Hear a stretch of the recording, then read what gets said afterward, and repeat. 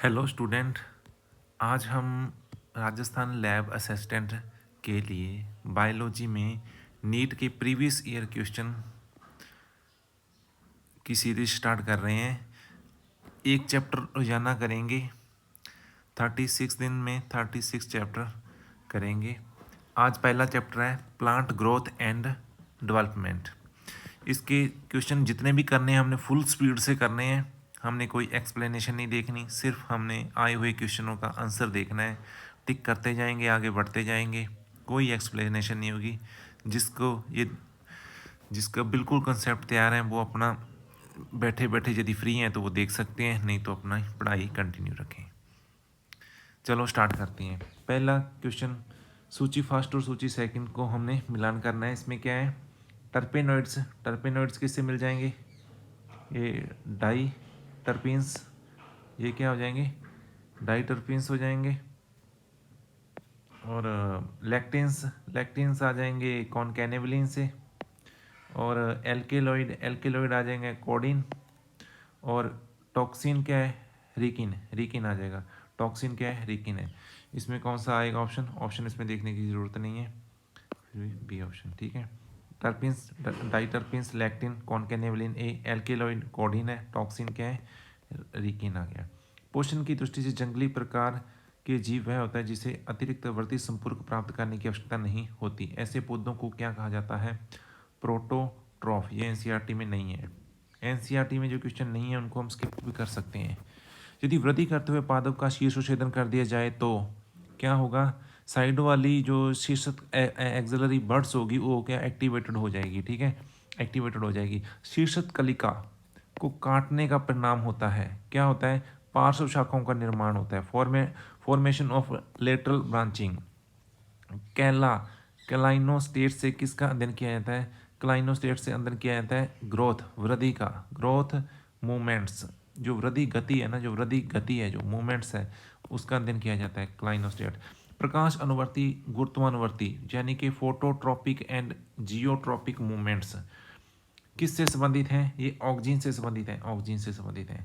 अब plant hormone से आ जाएंगे, गन्ने का नाम आते ही, प्लांट हार्मोन में गन्ने का नाम आते ही जिसमें क्या है, तने की लंबाई बढ़ेगी, या फिर जो जो जेनेटिकली जो लंबाई बढ़ाते हैं पादप की वो हार्मोन्स हैं, वो हैं जिब्रेलिन्स। सबसे पहले खोजा गया था GA3।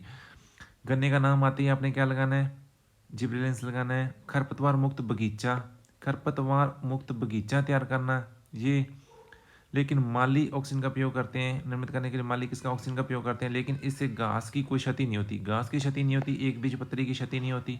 क्योंकि क्या होता है कि वयस्क जो एक बीजपत्री होते हैं ना, जो मैच्योर मोनोकोटिलेडन्स होते हैं, पादपों को प्रभावित नहीं करता, कौन, ऑक्सीजन, इनको कोई इफेक्ट नहीं डालता इन पर ऑक्सीजन, ठीक है, जो वयस्क होते हैं मोनोकोटिलेडन्स। अब आता है 9वां क्वेश्चन, इसमें क्या, ऑक्सीजन, ऑक्सीजन के लिए एक ये भी ट्रिक याद रखना, A for oxygen, A for oxygen, A for अनानास, ठीक है, A for oxygen, A for अनानास। अनानास का नाम आते ही आपने क्या कर देना है, ऑक्सीजन को चुन लेना है। अनानास का नाम आती है आपने ऑक्सीजन को चुन लेना है, पहले का 4 ऑप्शन आ जाएगा, पहले का 4 ऑप्शन इसमें आ गया, ठीक है। अब बता जिब्रेलिन्स, जिब्रेलिन्स का पता ही हमने, अंगूर हो चाहे गन्ना और ठंठल की लंबाई कौन बढ़ाएगा, यही बढ़ाएगा जिब्रेलिन्स। साइटोकाइनिन क्या होता है, ये या तो कोष्ठ के विभाजन को प्रेरित करता है या शिखर प्रभुत्व पर काबू करता है, ये क्या करता है, ओवरकमिंग किस पर, एपिकल डोमिनेंस पर। और एथिलीन क्या होता है, खीरा, एथिलीन को याद रखना, ये खीरे में मादा पुष्पन जो फीमेल फ्लावर है ना उसको प्रमोट करता है, किसमें, खीरे में, कौन, एथिलीन, एथिलीन याद रख लेना, ठीक है। अब देखते हैं गहरे जल वाले चावल में, जो गहरे जल में जो चावल होते हैं ना उनमें कौन सा हार्मोन है जो पार्श्व व्रंत, जो पेटियोल है, जो इंटरनोड है उसके एलोंगेशन को बढ़ाता है, उनको प्रेरित करता है एलोंगेशन को, ये भी क्या है, एथिलीन है। एथिलीन जैसे यौगिक होता है ना एथीफोन, जो एथीफोन यौगिक होता है एथिलीन, वो क्या है, वो क्या करता है, गहरे जल वाले चावल में पार्श्व व्रंत की लंबाई को बढ़ाता है, एलोंगेशन करता है। हाल ही में खीरे, खीरे का नाम आ गया, खीरे का उत्पादन कई गुना बढ़ा है, निम्न से किस पादप हार्मोन को उपयुक्त करने के परिणाम स्वरूप यह उत्पादन बढ़ा, जबकि यह हार्मोन पुष्प पादपों में मादा पुष्पन उत्पन्न करता है, खीरा और मादा पुष्पन, इसका नाम आते ही आपने एथिलीन टिक कर देना है। खीरा, और मैंने आपको पहले बताया था खीरे का नाम आया था, खीरे का नाम आया था तो एथिलीन आया था। खीरे में मादा पुष्पन कौन कौन बढ़ाता है? उसको बढ़ाता है एथिलीन। अब है गैसीय पादप वृद्धि नियंत्रक। गैसीय पादप वृद्धि नियंत्रक पादपों में किस लिए प्रयुक्त किए जाते हैं? ये आते हैं जड़ों की वृद्धि, मूल रोमों का निर्माण, रूट हेयर फॉर्मेशन और रूट ग्रोथ, दोनों को प्रमोट करते हैं। रूट ग्रोथ को और रूट हेयर फॉर्मेशन, उनके निर्माण को उन्नत करने के लिए, जिससे अवशोषण सतह जो अब्जॉर्प्शन जो एरिया है उसको, अवशोषण सतह को क्या करते हैं, उसमें वृद्धि कर देते हैं, बढ़ा देते हैं। कौन सा वृद्धि नियंत्रक एक एडिनिन व्युत्पन्न है? एडिनिन का व्युत्पन्न कौन सा है? एडिनिन, ये क्या हो जाएगा? साइटोसिन हो जाएगा। साइटोकाइनिन, साइटोकाइनिन, ये एडिनिन का व्युत्पन्न है। एडिनिन का व्युत्पन्न कौन है? साइटोकाइनिन। ये कोशिका विभाजन को प्रेरित करता है, कोशिका विभाजन को। ठीक है, अब इसमें कोई लाइन इंपॉर्टेंट कुछ नहीं है। साइटोकाइनिन फैमिली से संबंधित है। काइनेटिन, ठीक है, काइनेटिन। उस वृद्धि नियंत्रक का नाम बताइए। जैसे गन्ने का नाम आते, गन्ने के तने की लंबाई बढ़ जाएगी, गन्ने की फसल की पैदावार बढ़ जाएगी, वोल्टिंग की गति बढ़ जाएगी। ये सब कौन करता है? जिब्रेलिन करता है। GA3 सबसे पहले खोजा गया था, याद रख लेना। अब आते हैं फिर से हम क्रियाकलाप और पादप हार्मोन का नाम, उनको दोनों को मिलाते हैं। फल पकाने वाला हार्मोन, ये हो जाएगा, फल पकाने वाला कौन सा हो जाएगा? ये तो एथिफोन ही हो जाएगा, फल पकाने वाला एथिफोन यौगिक। ठीक है, और शाकनाशी कौन है? 2,4-D है, ये तो सबको पता है। बोल्टिंग, वही बोल्टिंग गन्ने, ये और अंगूर ठंटल की लंबाई बढ़ाता है, बोल्टिंग की गति को बढ़ाता है। ये भी GA3 है। एस बेसिक अम्ल तो स्ट्रेस हार्मोन है ही है, उसको मिलाने की जरूरत नहीं। ऑक्सीजन को किसके द्वारा जैव अपमानित किया, अमापनित किया जाता है? मतलब क्या किया जाता है? बायोसेज्ड किसके द्वारा किया जाता है ऑक्सीजन को? ये किया जाता है अवीना प्रांकुरचोल के वर्कन से, कर्वेचर से, अवीना कोलियोपटाइल कर्वेचर से। Auxin is phytohormone which is a bioassayed by avena coleoptile curvature test. निम्न में से कौन सा वृद्धि नियंत्रक प्रतिबल हार्मोन, स्ट्रेस हार्मोन के नाम से जाना जाता है? ये आता है एस्बेसिक अम्ल। और चाय बगानों का नाम आते ही क्या कर देना है आपने? इसमें हम ऑक्सीजन का नाम कर देंगे। ऑक्सीजन इसमें है कौन सी? इंडोल 3 एसिटिक एसिड, IAA, इसका नाम है IAA। ये क्या है? ये क्या है? ये प्राकृतिक ऑक्सीजन है। इसके अलावा IBA, ये भी प्राकृतिक है। और ये दोनों प्राकृतिक है, IAA indole acetic acid, indole butyric acid. और एक बचा, उसका नाम क्या है? नेफ्थेलिन एसिटिक एसिड आ जाएगा। और एक आ जाएगा 2,4-D। ये दोनों क्या हैं? NAA और 2,4-D, ये दोनों क्या हैं? आर्टिफिशियल ऑक्सीजन है। ठीक है, अब बढ़ते हैं आगे। मूल परिवर्तन यानी कि root development is promoted by, किसके द्वारा? ऑक्सीजन। रूट का परिवर्तन जो होता है, रूट का परिवर्तन किसके द्वारा होता है? रूट का परिवर्तन होता है ऑक्सीजन से। ठीक है, और जो एथिलीन होती है वो क्या है? एथिलीन राइपनिंग फ्रूट राइपनिंग्स को बढ़ाती है। एथिलीन क्लाइमेट्रिक श्वसन को प्रेरित करती है। जिब्रेलिन्स के बारे में तुझे बता ही दिया। ये जिब्रेलिन्स जो होते हैं वो क्या है? रूट और स्टेम का एलोंगेशन करते हैं। ठीक है, और एस्बेसिक एसिड के बारे में मैंने बता दिया है। ये क्या करते हैं? ग्रोथ है जो, और जो डेवलपमेंट है उसको क्या करते हैं? एक बार धीमा कर देते हैं और स्ट्रेस रिस्पॉन्स देते हैं उसके ऊपर। चावल का जो फुलिश सीडलिंग रोग है वो उसकी खोज हुई थी, मतलब उससे किसकी खोज हुई थी? रोग से किसकी खोज हुई थी? जो चावल में फुलिश सीडलिंग रोग हो जाता है उससे जिब्रेलिक एसिड की खोज हुई थी। फुलिश को याद रखेंगे हम जी एफ होती है। और एफ से क्या आ जाएगा? Foolish seedling. जी से क्या आ जाएगा? Gibberellic acid. जिब्रेलिक एसिड की खोज हुई थी जो चावल में जो होता है ना, वैसे GFR भी कर सकते हैं क्योंकि राइस में होता है ये फुलिश सीडलिंग, राइस में होता है। इससे खोज हुई थी फुलिश सीडलिंग से, किसकी? जिब्रेलिक एसिड की, जिब्रेलिक एसिड की। अब बढ़ते हैं आगे। इनमें से कौन सा सुमेलित नहीं है? IA कोशिका भित्ति का लंबा होना, एस्पिक एसिड रंध्र का बंद होना, जिब्रेलिक एसिड पत्तियों का गिरना। नहीं, जिब्रेलिक एसिड पत्तियों का गिरना ये सही नहीं है, ये सही नहीं है। ये कोशिका भित्ति का लंबा होना ये सही है, रंध्र बंद होते हैं एस्पिक एसिड ये भी सही है, साइटोकाइनिन सेल डिवीजन को प्रमोट करता है ये भी सही है। कौन सा उत्तक संवर्धन टिश्यू कल्चर में मार्फोजेनेसिस को प्रेरित करता है? ये है साइटोकाइनिन। यदि उत्तक संवर्धन का नाम आ गया ना और कोशिका विभाजन का नाम आ गया तो साइटोकाइनिन ही लगाना है हमने, ठीक है। शीर्ष कलिका का नाम आते ही, शीर्ष कलिका को चाहे काटो चाहे कुछ भी, उसका नाम आते ही हमने ऑक्सीजन लगाना है। लेकिन इसमें क्या है, काटने पर क्या प्रभाव प्रदर्शित होगा? अधिक पार्श्व शाखाएं बनेगी, मोर लेटरल ब्रांचेस बनेगी, ठीक है, ये इसका आंसर है। फल पकने में, फल पकने का नाम आते ही हमने क्या लगाना है? एथिलीन, एथाइलिन लगानी है। कौन सा हार्मोन सहायक है? ये आ जाएगा एथाइलिन, ठीक है। एथाइलिन गैसीय हार्मोन है, ये वृद्धि बांधक और वृद्धि प्रेरक दोनों ग्रुप में रखा जा सकता है, लेकिन ज़्यादातर ये वृद्धि बांधक क्रियाओं में शामिल होता है। जीर्णता, जीर्णता होती है मतलब जो हार्मोन रिस्पॉन्सिबल है सेंससनेस, यानी कि जो जीर्णता के लिए उत्तरदायी हार्मोन कौन सा है? वो एस बेसिक अम्ल है, एस बेसिक एसिड है, ठीक है ना। जिसे स्ट्रेस हार्मोन कहते हैं, जो जीर्णता के लिए रिस्पॉन्सिबल हार्मोन है, ये जीर्णता के लिए। ये पौधों के रंध्रों को बंद करता है जब ज़्यादा क्या होता है, जो वाष्पोत्सर्जन होता है। पौधों में तत्व जिंक की कमी से किस पादप हार्मोन के जैव संश्लेषण पर प्रभाव प्रदर्शित होता है? जिंक की कमी होगी तो ऑक्सीजन का संश्लेषण क्या हो जाएगा? घट जाएगा पौधों में। वो भी कौन सा? इंडोल एसिटिक एसिड है जो IAA, उसके लिए ये बात की गई है। प्रकाशानुवर्ती वक्रता, प्रकाशानुवर्ती मैंने कह दिया ना, फोटोट्रॉपिक कर्वेचर है, वो ऑक्सीजन से जुड़ा हुआ है। असमान विभाजन का परिणाम है, किसके असमान विभाजन का परिणाम है? ये वक्रता क्यों आती है? ये वक्रता ऑक्सीजन के कारण नहीं आती है, ऑक्सीजन के कारण आती है। एन शेक जनित, एन शेक फलित टमाटर है जो क्या है? Parthenocarpic tomato. Parthenocarpic tomato fruits हैं, वो क्या प्रोड्यूस करते हैं? वो करते हैं, किए जा सकते हैं वो पौधों को जिब्रेलिक अम्ल और ऑक्सीजनों के निम्न सांद्रण से प्रचारित करके, ठीक है। बीज अंकुरण के दौरान इसका संचित भोजन किसके द्वारा गतिशील बनाया जाता है? बीज अंकुरण हो रहा है, उसके अंदर जो बीज के अंदर जो भोजन है वो पूरा आगे जो ग्रोथ हो रही है वहां पर संचित करना है। कौन करेगा? जी जिब्रेलिन करेगा, जिब्रेलिन करेगा, ठीक है ना। आपको कृत्रिम माध्यम में, ये जो क्वेश्चन है ये पुराने NCERT के क्वेश्चन आ गए।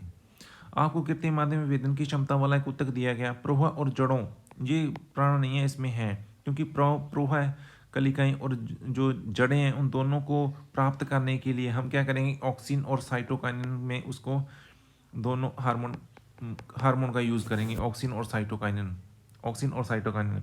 अमीना वक्र फिर से आ गया, ये किससे जुड़ा हुआ है? इंडोल एसिटिक एसिड से जुड़ा हुआ है, ठीक है ना। ये ऑक्सीन है, ठीक है ना, ये क्या है?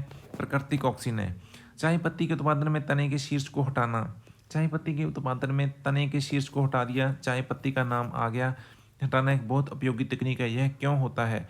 क्योंकि ऑक्सीन का प्रभाव हटा दिया जाता है शीर्ष से, और पार्श्व शाखाओं कलिकाओं की वृद्धि हो जाती है और चाय पत्ती का बगान घना हो जाता है, ठीक है। इसे क्या है? Plant growth hormone. ऑक्सीन क्या है? प्लांट ग्रोथ हार्मोन के नाम से भी जाना जाता है, क्योंकि ग्रोथ ही कराता है ज़्यादा ये। गन्ने की फसल की पैदावार बढ़ाने के लिए गन्ने का नाम आ गया तो आपने जिब्रेलिन लगा देना है। फूल और पत्तियों के समय पूर्व झड़ने से, ये फल और पत्तियां फ्रूट और लीफ ड्रॉप एयरली स्टेज में किसके उपयोग से रोका जा सकता है? ये ऑक्सीन है ना, जो ऑक्सीन के उपयोग से हम फल और पत्तियों को समय से पहले झड़ने से रोक सकते हैं, ऑक्सीन के उपयोग से। PGR कौन सा है? ऑक्सीन है न। अब जो सिंथेटिक ऑक्सीन कौन सी है? जो संश्लिष्ट ऑक्सीन है, इसमें हमें पता है IB, नहीं नेफ्थलीन, IB और IA तो क्या है? ये तो प्राकृतिक है, और NAA मैंने बताई थी नेफ्थलीन एसिटिक एसिड है, जो ये क्या है? संश्लिष्ट है, ये आर्टिफिशियल है। इसके अलावा 2,4-DB है जो इसके साथ आएगी, 2,4-DB आएगी, ठीक है। अब बढ़ते हैं आगे। निम्न से कौन सा एक अम्ल क्रोटिनॉइडों का व्यू उत्पाद है? क्रोटिनॉइड से बना हुआ है। क्रोटिनॉइड से तो भैया एस्पिसिक एसिड ही बनता है। हाँ, एस्पिसिक एसिड जो हार्मोन है ना, वो किससे बनता है? क्रोटिनॉइडों का उत्पाद है। क्रोटिनॉइड जो होते हैं ना वर्णक, उनसे बनता है ये, उनसे ये प्राप्त होता है, ठीक है ना।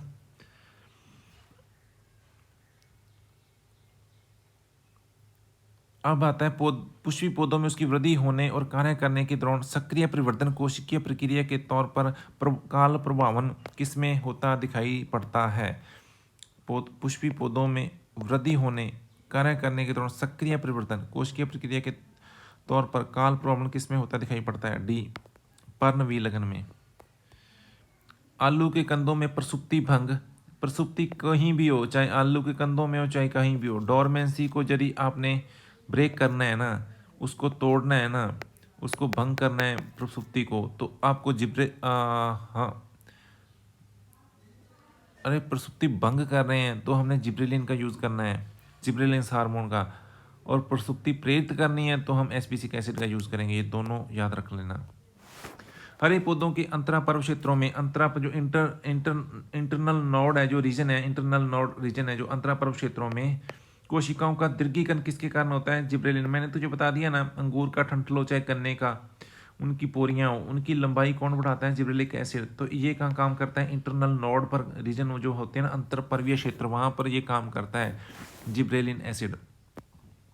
ये क्या करता है, गन्ने में क्या करता है, बोल्टिंग की गति को प्रेरित करता है, बढ़ा देता है।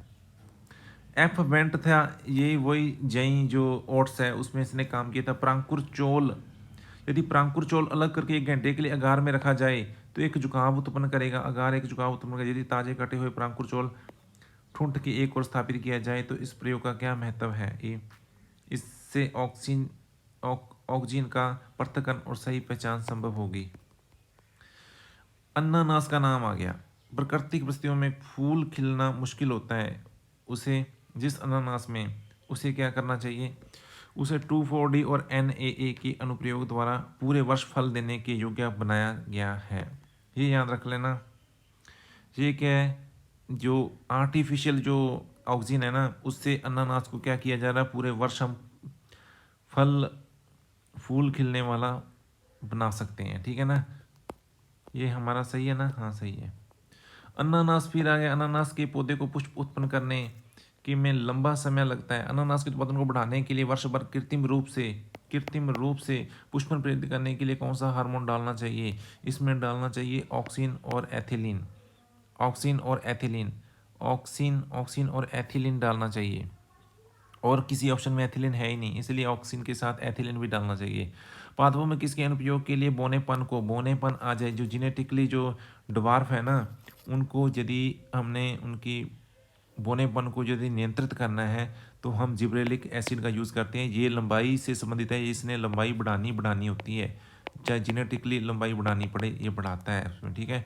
जिब्रेलिक अम्ल पुष्पन को निम्न में से किस में प्रेरित करता है। जिब्रेलिक जो एसिड होता है वो पुष्पन को प्रेरित करता है। अल्प दिवस जो पौधे होते हैं, जो शॉर्ट डे प्लांट होते हैं, उनमें नहीं, अल्प दिवस जो परिस्थितियाँ हैं, दीर्घ प्रदीप्तिकाली पौधों में, लंबे लॉन्ग डे प्लांट में ये क्या करता है, पुष्पन प्रेरित करता है जिब्रेलिक एसिड। ऑक्सीजन की गति होती है, बेसिपिटल होती है नीचे की ओर।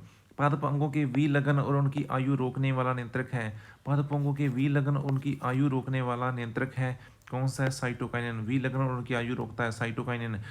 प्रतिकूल पर्यावरण परिस्थितियों में उत्पन्न होने वाला हार्मोन, तनाव हार्मोन कौन सा है, ये है एस्पेरिक अम्ल। प्रतिकूल पर्यावरण परिस्थितियों में उत्पन्न होने वाला हार्मोन, ये एस्पेरिक अम्ल है। प्रति पर स्ट्रेस हार्मोन। जल तनाव, ये फिर आ गया जल तनाव में से क्या उत्पादित होता है, जिसमें रंध्रीय सहवर्क है। रंध्रीय स्टोमेटा क्या होते हैं, क्लोज हो जाते हैं। रंध्र क्या होते हैं, बंद हो जाते हैं जब जल तनाव उत्पन्न होता है। ये एस्पेरिक एसिड से जुड़ा हुआ काम है। ठीक है। साइटोकाइनिन जो होता है, ये क्या है, साइटोकाइनिन क्या है, ये है पर्णहैरिम को बनाए रखता है। इसका काम है पर्णहैरित को बनाए रखना, कोशिका विभाजन को प्रेरित करना, कोशिका जो कर्तोत्तक है उसको उसमें वृद्धि पैदा करना। एस्पेरिक अम्ल का कारण क्या हो जाते हैं, रंध्र बंद हो जाते हैं जब जल का तनाव उत्पन्न होता है, जल की टेंशन। शीर्ष प्रमुखता एपिकल डोमिनेंस के लिए उत्तरदायी है हार्मोन है। शीर्ष प्रमुखता के लिए ये है auxin, AIAA, indole acetic acid आ जाएगा। ठीक है। मुख्यतः कोश का विभाजन किससे संबंधित है, कोश का विभाजन आता है साइटोकाइनिन, जियाटिन से संबंधित है। साइटोकाइनिन, जियाटिन, ये कोश का विभाजन प्रेरित करता है। ऑक्सीजन की उच्चतम सांद्रता पाई जाती है कहाँ पर, वृद्धि करते हुए किनारों पर ऑक्सीजन की सबसे ज़्यादा सांद्रता पाई जाती है। पादप हार्मोन होते हैं। पादप हार्मोन क्या होते हैं, ये होते हैं पादप द्वारा निर्मित ऐसे नियंत्रक जो कार्यकीय प्रक्रियाओं पर प्रभाव डालते हैं। कार्य की प्रक्रियाओं पर प्रभाव डालते हैं। ऑक्सीजन, ये पूछा जा सकता है फाइटो हार्मोन कौन होते हैं? जो पादप द्वारा निर्मित ऐसे नियंत्रक, पादप बनाते हैं ऐसे नियंत्रक जो कार्यकीय प्रक्रियाएं, जो फिजियोलॉजिकल जो प्रोसेस होती है ना, उसके ऊपर क्या करते हैं, प्रभाव डालते हैं पादप की। एस्पेसिक एसिड किसको नियंत्रित करता है? ये करता है पत्तियों का गिरना और डोरमेंसी को, पत्तियों का, लीफ का फॉल और डोरमेंसी को क्या करता है, कंट्रोल करता है एस्पेसिक एसिड। निम्न से कौन सी गति ऑक्सीजन स्तर से संबंधित नहीं है? ऑक्सीजन के स्तर से संबंधित नहीं है, ऑक्सीजन के स्तर से संबंधित नहीं है। वो कह रहा पत्तियों की निशा कुंचनी गति, ये निशा कुंचनी गति नहीं है। फोटोट्रॉपिक तो होती है गति, जड़ों का मिट्टी की ओर गति ये भी होती है, सूरजमुखी सूर्य की और गति ये भी होती है, निशा कुंचनी गति नहीं होती। किसकी सहायता से पत्तियों का गिरना रोका जा सकता है? ये तो आ गया साइटोकाइनिन की, उसको ताकत मिलती है। इसमें क्या ये साइटोकाइनिन को प्रेरित करता है? ये पोषक तत्व होते हैं इसमें। साइटोकाइनिन क्या करता है? पत्तियों को गिरने से रोकता है। साइटोकाइनेसिस को बढ़ावा देता है, कोशिका विभाजन को प्रेरित करता है, नई नई ग्रोथ होती है इसमें। कटी हुई पत्तियां लंबे समय तक हरी रहती है, हरी रहती है यदि उन्हें उपचारित किया जाए। किससे? साइटोकाइनेस से। क्यों? क्योंकि उसको पूरा पोषक तत्व मिलते रहते हैं। साइटोकाइनेस में पोषक होते हैं, नारियल का फ्लूइड होता है और कई ऐसे तत्व होते हैं जो कोशिका विभाजन को प्रेरित करते हैं, वृद्धि को प्रेरित करते हैं। इसलिए पत्तियां टूटने के बाद भी हरी रहती है यदि उन्हें उपचारित कर दिया जाए साइटोकाइनिन से। जिब्रेलिन प्रेरित करता है, जिब्रेलिन क्या करता है? बीज का अंकुरण। जिब्रेलिन तुझे बता दिया सीड के जर्मिनेशन को, सीड डोरमेंसी को कौन प्रेरित करता है? ये करता है एस्पेसिक एसिड। और बीज के अंकुरण को, जर्मिनेशन को कौन? अब जी है, G for germination, G for gibberellic acid. G for germination, seed का जो जर्मिनेशन है वो कौन प्रेरित करता है? Gibberellin acid. और जो डोरमेंसी है वो कौन प्रेरित करता है? Abscisic acid. ठीक है, पत्तियों को गिरने से कौन रोकेगा? मैंने अभी बताया जो पत्तियां गिरने से रोकता है वो भी क्या है? साइटोकाइनिन है, साइटोकाइनिन है। पत्तियां जो गिरने से रोकता है साइटोकाइनिन है। जड़ों का लंबा होना, ये ऑक्सीजन आ जाएगा, ठीक है ना। रूट एलोंगेशन यहाँ जुड़ जाएगा, रूट एलोंगेशन, नई जड़ों का पैदा होना भी और लंबा करना भी जड़ों को, ये ऑक्सीजन है। लीफ फाल रोकता है कौन? Cytokinin. Seed dominancy abscisic acid. चलो आगे बढ़ते हैं। केलों का, केलों को किस प्रकार अधिक पकाने से रोका जा सकता है? कमरे के ताप पर या फिर एस्कॉर्बिक अम्लों में भिगोकर। सही है, ये उसकी वृद्धि को क्या करते हैं? रोक देते हैं, उसका जो श्वसन दर है उसको धीमा कर देते हैं।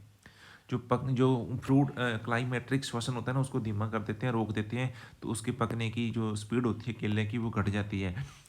एपिकल डोमिनेंस का नाम आगे तो हम क्या कर देंगे? शीर्ष प्रो में ऑक्सीजन के प्रमुखता, शीर्ष प्रमुखता उत्पन्न होती है। किसके कारण शीर्ष प्रमुखता उत्पन्न होती है? शीर्ष प्रो में ऑक्सीजन के कारण। केले के फल को कृत्रिम रूप से पकाने, कृत्रिम रूप से पका रहे हैं किसके? केले के फल को। किस हार्मोन का प्रयोग किया जाता है? इसमें आ जाएगा एथिलीन। क्या? एथिलीन आ जाएगा, ठीक है। कौन सा रसायन पुष्पन से संबंधित होता है? ये तो मैंने बता दिया था, फ्लोरिजन, जे एनसीईआरटी में दिया हुआ फ्लोरिजन, ये पुष्पन को प्रेरित करता है। अब आ गया डिफरेंशिएशन, डी डिफरेंशिएशन, री डिफरेंशिएशन, डी री डिफरेंशिएशन, बहुत नाम होगा, विभेदन, पुनर्विभेदन, निर्विभेदन। पूर्णतः विकसित मर्दुत्की कोशिकाओं से अंतरापुलिया कैबियम का बनना। हाँ, पूर्णतः विकसित जो मर्दुत्की कोशिकाएं थी, ये पहले भी थी, ठीक है, कोशिकाएं, उससे अब अंतरापुलिया कैबियम बन रहा है, तो ये क्या? निर्विभेदन है, डी डिफ्रेंशिएशन हो जाएगा। अंतरापुल पहले मर्दुत्की कोशिकाएं बनी हुई थी, उससे आगे कैबियम बन रहा है, बिल्कुल नया नहीं है ये, ठीक है। उत्तक संवर्धन प्रयोग में पर्ण मध्यस्थ कोशिकाओं को एक संवर्धन पोषी माध्यम में कैलस बनने के लिए में रखा गया। इस घटना को क्या कहते हैं? डिफ्रेंशिएशन या डी डिफ्रेंशिएशन। इसे भी डी डिफ्रेंशिएशन कहते हैं क्योंकि हमने क्या रखा है? पर्ण मध्यस्थ कोशिकाओं को रखा है, हमने आगे उसका कैलस बनाना है। ये क्या है? निर्विभेदन है, निर्विभेदन आ जाएगा, डी डिफ्रेंशिएशन आ जाएगा। किस प्रवर्धनशील जीव के भीतर अंगों तथा उत्तकों का विभेदन किससे संबंधित होता है? किसी प्रवर्धनशील जीव के भीतर ये आ जाएगा जीनों के विभेदनी अभिव्यक्ति से, डिफरेंशियल एक्सप्रेशन ऑफ जीन्स। अब आता है, ये पुराने क्वेश्चन होने लग गए हैं जो हमारे एनसीईआरटी से बाहर भी होते हैं। पुनरुत्पादन के दौरान एक अंग का दूसरे अंग में रूपांतरण क्या कहलाता है? एपीमॉर्फिज्म। इनको सीधा याद रखो क्योंकि एक अंग का दूसरे अंग में रूपांतरण एपीमॉर्फिज्म कहलाता है, ठीक है। पादपों में सहमनीकरण के समय क्या होता है?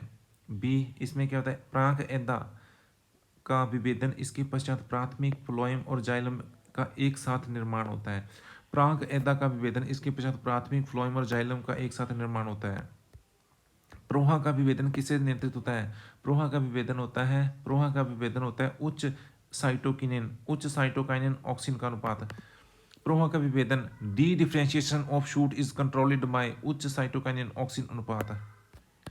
ठीक है, अब नया प्लांट ग्रोथ रेगुलेटर्स आ गए हैं, देखते हैं इसमें। पादप की कमी, पादप की किसी भी कोशिका से पूर्ण पादप को विकसित करना टीटोपोटेंसी कहलाती है।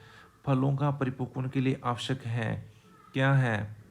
एथिलीन का 80% परिपक्वन के लिए। एथिलीन नहीं है जरूरी, 80% नहीं पूछा उसने, एथिलीन पूछा है। परिपक्वन के लिए क्लाइमेट्रिक श्वसन को प्रेरित करता है। यह पादप कौन से हैं जिसमें द्वितीयक वृद्धि थोड़ी या बिल्कुल नहीं होती? वह पादप कौन से जिसमें द्वितीयक वृद्धि सेकेंडरी ग्रोथ बिल्कुल नहीं होती? ग्रास में नहीं होती, ठीक है, सेकेंडरी मेरिस्टेम नहीं होता उसमें। लॉन की घास की छंटाई करने से अनुरक्षण सरल हो जाता है, क्योंकि इसमें क्या होता है, शीर्ष प्रमुखता उन्मूलित हो जाती है कटाई करने से। कौन सा एक प्रकाश की अनुपस्थिति में बढ़ता है? प्रकाश की अनुपस्थिति में कौन सी चीज बढ़ जाती है जहाँ प्रकाश नहीं होता? वहाँ क्या, अंतर पर्वों की लंबाई, इंटरनोड्स की लंबाई बढ़ती है। पता है छाया वाले स्थान की ओर क्या होती है, वहाँ पर प्रकाश नहीं होता, लेकिन वहाँ पर क्या है, ऑक्सीजन इकट्ठी हो जाती है। उस ऑक्सीजन के कारण क्या हो जाती है, वहाँ पर अंतर पर्व इंटरनोड की लंबाई बढ़ जाती है। अब फोटो पीरियोडिज्म होती है, उसके बारे में देखते हैं। फोटो पीरियोडिज्म में से कौन सा कथन गलत है? गलत देखना हमने, ये तो यार फोटोसिंथेसिस में होता है कि एटीपी और NADPH दोनों ही गैर चक्रीय फोटोफॉस्फोरिलेशन के दौरान संश्लेषित होते हैं। हाँ, ये नॉन साइकिल में होता है, ये दोनों ही बनते हैं ATP और NADPH पॉजिटिव। अब स्ट्रोमा लेमली में PS सेकंड और NADP रिडक्टेज की कमी होती है। स्ट्रोमा लेमली की बात हो रही है, हाँ, इसमें PS सेकंड और NADP रिडक्टेज की कमी होती है, ये भी बात सही है। ग्रेना में PS1 और PS सेकंड दोनों होते हैं, ये सही है। चक्रीय फोटोफॉस्फोरिलेशन में PS फर्स्ट और PS सेकंड, चक्रीय में PS सेकंड नहीं होता, ठीक है ना, ये बात गलत है। ठीक है, अब वह प्रघटना जो ऑक्सीजन से प्रभावित है उसकी खोज में महत्वपूर्ण भूमिका निभाई। फोटो पीरियोडिज्म, फोटोट्रोपिज्म है यार, फोटोट्रोपिज्म, ऑक्सीजन फोटोट्रोपिज्म, प्रकाशानुवर्ती जो गति होती है ना, वो देखी जो ओट्स ने की थी, वो ऑक्सीजन की वहीं से खोज हुई थी, ठीक है ना। अब देखते हैं प्रकाशकालिता के दौरान पादपों में प्रकाश की अवगम का स्थान कौन सा है? प्रकाशकालिता जो होती है, फोटोट्रोपिज्म जो होती है के दौरान पादपों में प्रकाश के अवगम का स्थान कौन सा है? ये लीफ होती है, प्रकाश के अंदर जो जो प्रकाश जो महसूस होता है उनको, पादपों को। पूर्ण आपतित सौरभिकर्ण में पार का अनुपात कितना है? ये आ जाएगा, अरे यार तूने 50% से कम करना था, ये क्या कर रहा है, इसको हटाना पड़ेगा। 50% से कम तो लास्ट ऑप्शन है ना, 50% से कम होता है पार। प्रकाश तंत्र सेकंड, फोटो सिस्टम जो सेकंड है में उत्तेजित क्लोरोफिल अणु से निकलकर इलेक्ट्रॉन का प्रथम ग्राही क्या होता है? क्यूनॉन। ये तो प्रकाश संश्लेषण वाला टॉपिक चल पड़ा है इसमें, तो मेरे हिसाब से क्वेश्चन वो आ रहे हैं, क्योंकि फोटो सिस्टम सेकंड में जो क्लोरोफिल अणु से जो इलेक्ट्रॉन निकला है वो क्यूनॉन के पास जाता है। PR प्रकार की फाइटोक्रोम द्वारा प्रकाश का कौन सा तरंग देते अवशोषित होता है? 680 nm। PR प्रकार, यार इनको छोड़े एक बार क्वेश्चन, ये फोटो सिस्टम के आगे। रेड ड्रॉप किससे संबंधित है? रेड ड्रॉप में अक्रिय हो जाता है, इनएक्टिवेटेड कौन हो जाता है? PS सेकंड जो सिस्टम होता है ना, वो काम करना बंद कर देता है रेड ड्रॉप प्रभाव में। अब आता है हरित पौधे को जिसमें केवल एक तरफ से प्रकाश डाला गया, निम्न से क्या वृद्धि होने पर प्रकाश स्रोत की ओर झुकता है? C। इसमें देखो क्या, शाई वाली बगल पर ऑक्सीजन जमा हो जाती है और वहाँ पर कोशिकाओं में अपेक्षाकृत अधिक वर्गीकरण होता है। जहाँ पर छाया होती है ना, जिस हिस्से में छाया होती है उस हिस्से में ऑक्सीजन जो होती है वो ज़्यादा बनती है और वहाँ पे कोशिकाओं की लंबाई बढ़ जाती है और इसलिए वो दूसरी साइड में मुड़ जाता है प्रकाश की ओर। अब देखते हैं, अब पौधे में पुष्पन होने में दिन की लंबाई का क्या महत्व, और महत्व सर्वप्रथम किसने प्रदर्शित किया था? पौधों में पुष्पन में दिन की लंबाई का महत्व तंबाकू में सबसे पहले इसको देखा गया था। तंबाकू में सबसे पहले पुष्पन में दिन की लंबाई का महत्व तंबाकू में सबसे पहले चेक किया गया था। साइटोक्रोम P 450, ये यार क्वेश्चन छोड़ दो इसको, ये रंगीन कोशिका। पादप में प्रकाश व अंधकार आवर्तित का प्रभाव है।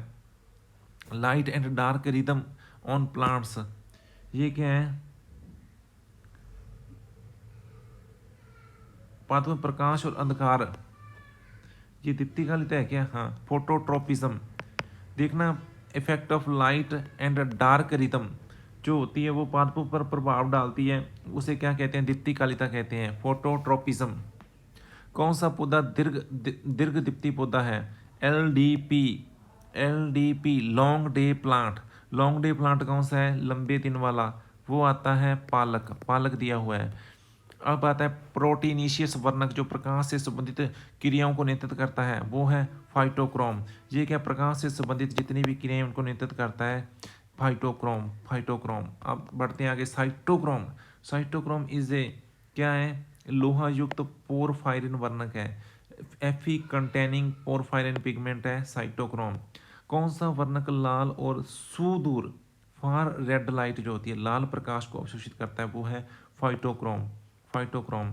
अब आता है सौर विकिरणों के दृश्यमान वर्ण वर्ग क्रम के प्रधानतः कौन से अंश उच्चतर पौधों के क्रोटिनोइडों द्वारा अवशोषित होते हैं? क्रोटिनोइडों द्वारा अवशोषित है बैंगनी और नीला रंग। ठीक है, इसमें क्वेश्चन जो नहीं देखने वाले उनको छोड़ देना, इनको छोड़ दे यार। 2003 AIPMT का क्वेश्चन है।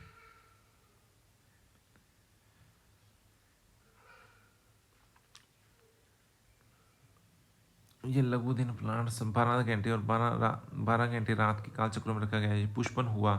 परंतु दूसरे भाग जो था ना, जो 12 घंटे वाली रात है, उसको पुष्पन नहीं हुआ, उसको भंग किए जाने पुष्पन नहीं हुआ। आप इस पौधे को उनमें से किस श्रेणी में रखेंगे? Long short day plant, short day plant, क्योंकि वो रात पर डिपेंड हो रहा था। प्रकाश कालवाद जो होता है, फोटो पीरियोडिज्म जो होती है, वो क्षयकारी प्राकृतिक संसाधन है। द फास्ट करेक्टराइज्ड इन, ये सही है, द फास्ट करेक्टराइज्ड इन किस में देखी गई थी? जो प्रकाश कालिकता जो होती है, फोटोट्रोपिज्म, सबसे पहले तंबाकू में देखी गई थी। पोटोमीटर, पोटोमीटर संबंधित है अवशोषित जल की मात्रा वाष्पोत्सर्जित जल की मात्रा के बराबर होती है।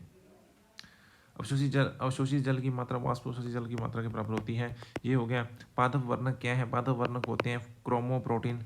पादपों में पुष्पन को प्रेरित करने के लिए आवश्यक प्रकाश काल को बोध करने का स्थान कौन सा है?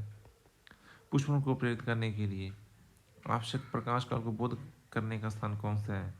ये पत्तियां हैं क्या? नहीं, पार्श्व कलिका है। पादपों में पुष्पन को प्रेरित करने के आवश्यक प्रकाश काल को बोध कराने का स्थान कौन सा है? प्रकाश काल को बोध कराने का स्थान और पुष्पन को भी प्रेरित करना, पार्श्व कलिका। फोटो सिस्टम सेकंड कहाँ पर घटित होता है? ये होता है ग्रेना में, ग्रेना झिल्ली पे। ठीक है, अब NADP और NADPH में अपचयन होता है अचक्रीय फोटोफास्फोरिलेशन में, अचक्रीय फोटोफास्फोरिलेशन में होता है। NADP का NADPH में अपचयन होता है। सीमाबद्ध परिमित कारक, जो कारक मानसून के दौरान भारत के पूर्वी राज्यों में चावल की फसल कम मात्रा में पैदा होती है, वो सीमाकारी कारक प्रकाश है पूर्वी राज्यों में। यदि उत्तरी भारत के किसी वृक्ष में वर्ष भर से 3 बार पुष्पन होता है तो वह वृक्ष होगा प्रकाश और ताप दोनों के प्रति इनसेंसिटिव, मतलब असंवेदी होगा प्रकाश और ताप के प्रति, क्योंकि उत्तर भारत में 3 बार पुष्पन और 3 बार क्या हो रहा है, मतलब पुष्प गिर रहे हैं, वो वृक्ष असंवेदी होगा ताप और प्रकाश के प्रति। लघु दिन पादपों में जो शॉर्ट डे प्लांट होते हैं उनमें पुष्पन को प्रेरित कौन करता है?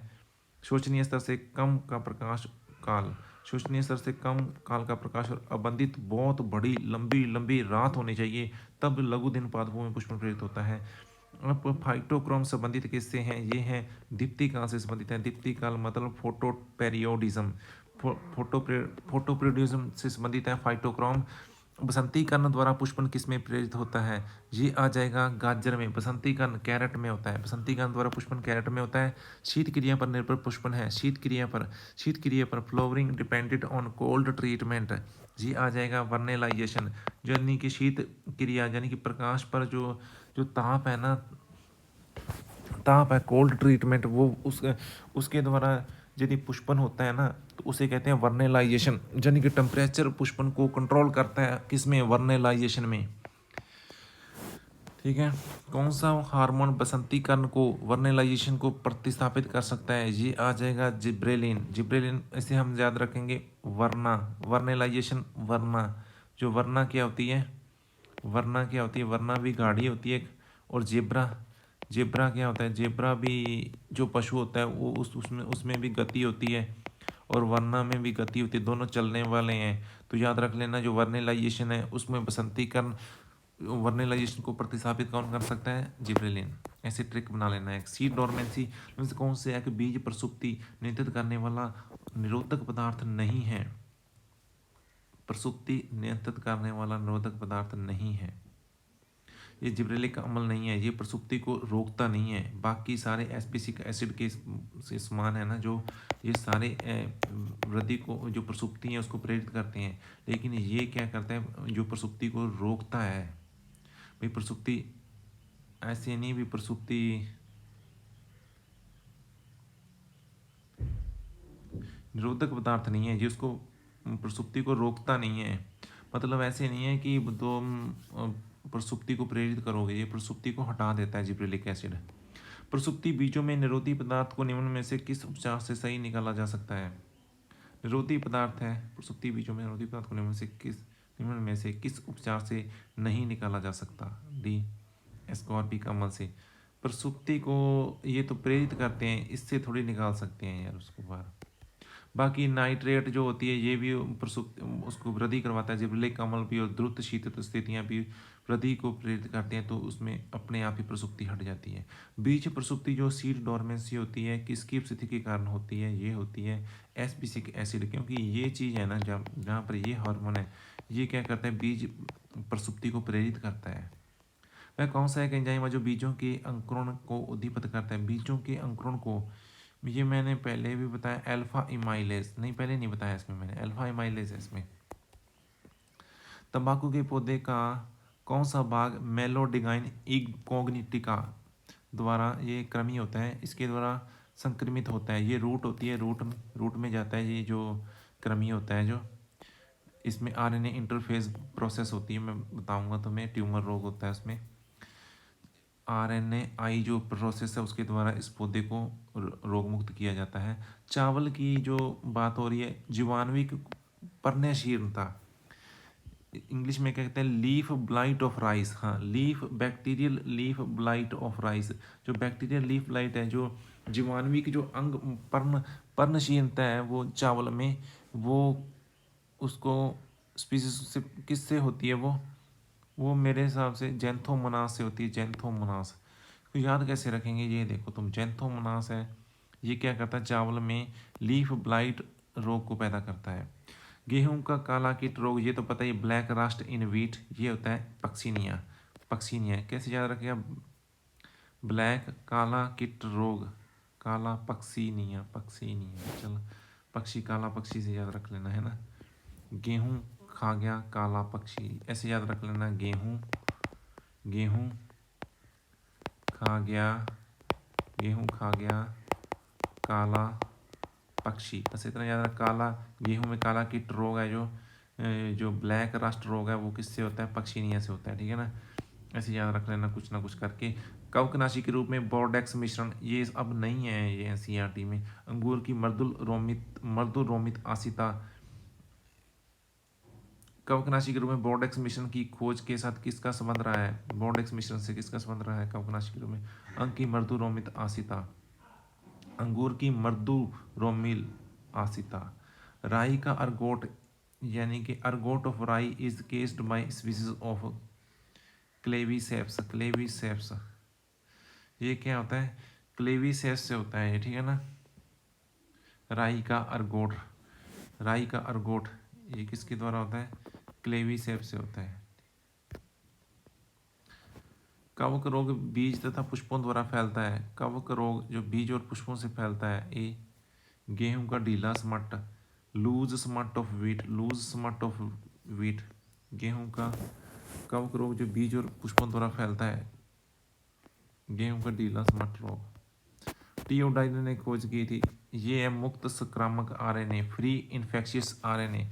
फ्री इन्फेक्शियस मुक्त संक्रामक आरएनए की खोज किसने की थी? टीओडाइनर ने की थी। वीरॉइड की खोज है ना, वीरॉइड की खोज की थी इसने। इन्फेक्शियस आरएनए मुक्त होता है, वायरॉइड कहते हैं इसे, पोटैटो स्पिडल डिसीजेस प्रेरित करता है, ठीक है ना। इनमें से कौन सी एक दशा मुर्गियों का एक विषाणु रोग है? डी, न्यूकैसल रोग, न्यूकैसल रोग हिंदी भी। रोग और उसके रोग कारक जीव का कौन सा जोड़ा गलत मिलाया गया है? हमें देखा सब्जियों की जो गांठ, मूल गांठ है मेलोडगाइन, सपी आ जाएगा। गांठ मूल गांठ है तो मेलोडगाइन तो नाम आएगा ही आएगा, ये सही है। ठीक है, आलू की विलंबित अंगमारी अल्टरनेरिया, ये अंगों की, ये आलू की है, ये तो फाइटोफथेरा इन्फेस्टेंस से होती है ये। गेहूं का काला किट, ये पक्षीनिया से आ जाएगा। गेहूं का शल्तकांड लूज स्मट है, वो ऑस्ट्रेलिगो से होता है। ये तीनों एनसीईआरटी में दिए हुए हैं। ये भी दिया हुआ है, सही है, ये भी सही है। हाँ हाँ हाँ, ये सही नहीं है। तूने क्या किया, ये सही किया, ये सही नहीं है। तीनों सही हैं ये जिस पे मैंने गोले लगी हैं। रूट नॉट, सब्जियों की जो मूल गांठ है वो मेलोडगाइन इनकोग्निटा से होता है। गेहूं का जो काला है किट रोग है, काला जो ब्लैक रस्ट है वीट में, वो पक्सिनिया से होता है, ये भी सही है। गेहूं का जो शल्तकांड है लूज स्मट है, वो किससे होता है? ऑस्ट्रेलिगो से होता है, नूडा, ऑस्ट्रेलिगो नूडा से होता है। गेहूं का काला किट रोग किससे होता है? गेहूं का काला किट तो पक्षीनिया से होता है, ये काला पक्षी गेहूं को ले गया था। पादप रोगों में एक सामान्य जैव नियंत्रक कारक निम्न में से कौन सा है? जैव नियंत्रक कारक, ये ट्राइकोडर्मा है। पादप रोगों की बात हो रही है, वहां पे जो जैव नियंत्रक कारक है ना, जो जो बायो कंट्रोल एजेंट है, वो कौन है? ट्राइकोडर्मा है, ट्राइकोडर्मा है। ठीक है। अब अगर जई में दूसरे धब्बों का अभाव लक्षण किसकी कमी के कारण होता है? ये मैग्नीज की कमी से होता है। जई में दूसरे धब्बों का अभाव, grey spot disease of oat, grey spot disease of oat किसके कारण? मैग्नीज की कमी के कारण। मूंग की फली में पीले मोजेक विषाणु और चूर्णिल आसिता के प्रति प्रतिरोध, मूंग की फली में पीले मोजेक विषाणु और चूर्णिल आसिता के प्रति प्रतिरोध, ये किसके द्वारा पैदा उत्पन्न किया गया? ये म्यूटेशन द्वारा उत्पन्न किया गया। म्यूटेशन उत्परिवर्तन प्रजनन, म्यूटेशन जो ब्रीडिंग होगी उससे मूंग में ये चीज़ें डाली गई है। किसके प्रति प्रतिरोधकता मूंग में डाली गई है? पीले मोजेक विषाणु और चूर्णिल आसिता के प्रति प्रतिरोधकता मूंग में डाली गई है म्यूटेशन ब्रीडिंग द्वारा। गेहूं का काला कीट फिर से आ गया, कवक रोग है, किसके द्वारा होता है? पक्षीनिया से होता है। बस अब नया चैप्टर आ गया। Thank you. ये सारे नीट के प्रीवियस ईयर